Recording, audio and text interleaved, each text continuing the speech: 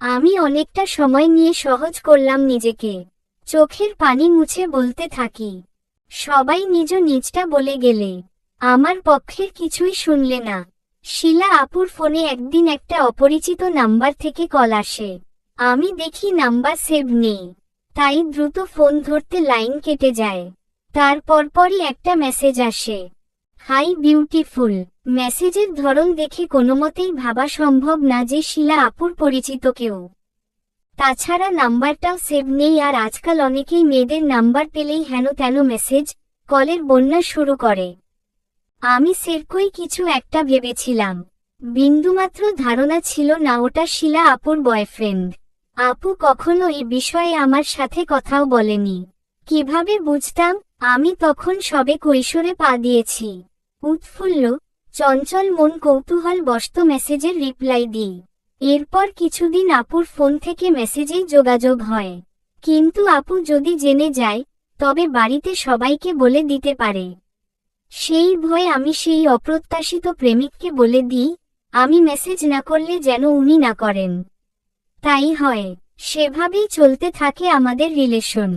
এখন তুমি বলো আপু, তোমার ফোনে অনিবের নাম্বার সেভ করা ছিল না, এতে দোষটা কোথায় আমার? অনিব আর শিলা আপু থমেরে শুনছিল।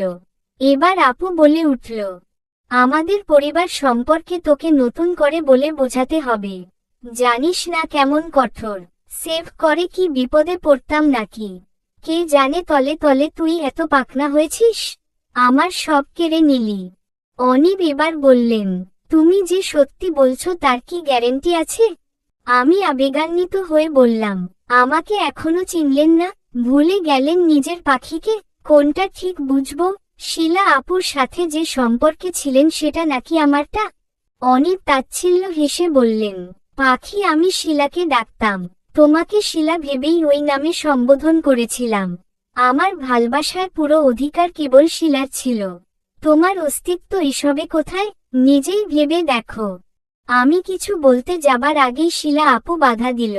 বলল, অনিব, আমরা বোন একটু বাইরে যেতে চাই। উন্মুক্ত পরিবেশে খোলাখুলি কিছু বোঝাপড়া করা বাকি আছে। তুমি দয়া করে এসবে নাক গলাবে না। বর্ষা, তুই আই আমার সাথে। আমি কিছু বুঝে ওঠার আগেই হাত ধরে টেনে নিয়ে এলো বাইরে। অনিবের অফিস থেকে হেঁটে কিছুটা দূর গেলেই হাতির ঝিল। হাঁটতে শুরু করি সেদিকে।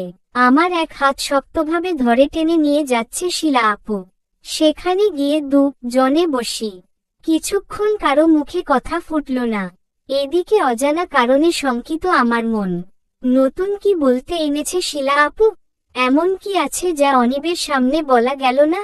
শিলা আপু হঠাৎ কুটিল হেসে আমার দিকে তাকিয়ে বলল, আহারে, তোর চেহারায় কত শোকের ছায়া পড়েছে। খুব খারাপ লাগছে। হাজার হলেও নিজের বোন তো। কিন্তু অনিব ঠিকই বলে, তুই এত বোকা। নিজের বোনকে চিনলি না? আমি ধিক্কারের স্বরে বলি, তোমাকে চিনি বলেই তো মনের একটা দৃঢ় বিশ্বাস, এসবের মাস্টার মাইন্ড তুমি।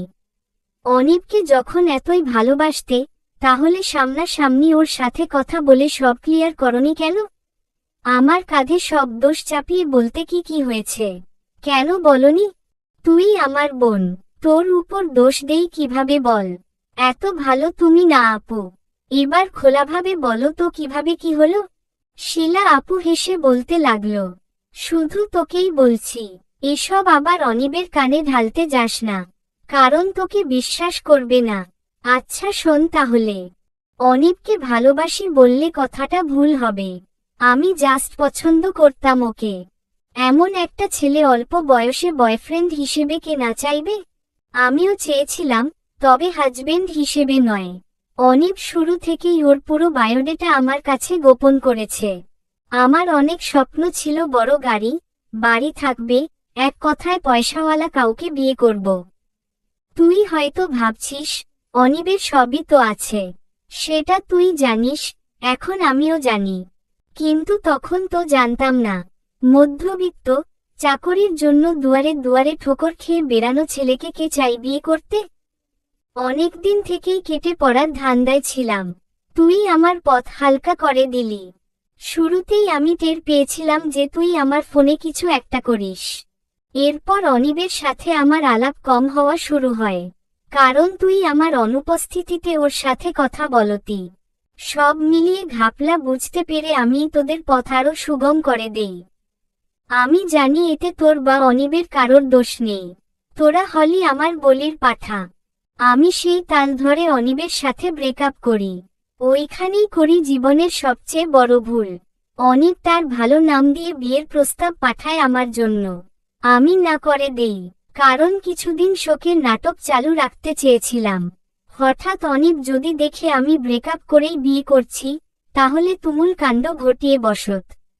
সেই কথা মাথায় রেখেই বিয়ে ক্যান্সেল করি। নির্বোধ আমি একটুও বুঝিনি ওই বিয়ের প্রস্তাব পাঠানোর পেছনের লোক অনিব।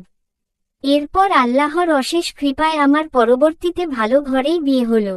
সুখেও ছিলাম বেশ, যতদিন না তোকে অনিবের সাথে দেখেছিলাম। সেদিন তোকে ওর সাথে দেখে যখন জানতে পারলাম তুই অনিবের বউ, তখন সত্যি মনে হয়েছিল অনিব তোকে ধাক্কা মেরে পুকুরে ফেলে দিতে মন্দ হতো না। আমার অনিবের সাথে তুই সংসার করবি, এই হতে দিব না। এখন আসি মূল কথায়, তোর সাথে সোজা হিসেব। তুই অনিবকে ছেড়ে দে, আর আমি গিয়ে টুক করে অনিবের গলায় ঝুলে পড়ব। ছোট বোন হয়ে বড় বোনের কথা অমান্য করবি? বল। আমার চোখে ঘোর অন্ধকার, আবছা জোনাকি পোকা জ্বলছে চোখের সামনে, মাথা ঘোরার পূর্বাভাস। আমি বা আপু কিছু বুঝে ওঠার আগেই মাথা ঘুরে আপুর কোলে হেলে পড়ি। চলবে।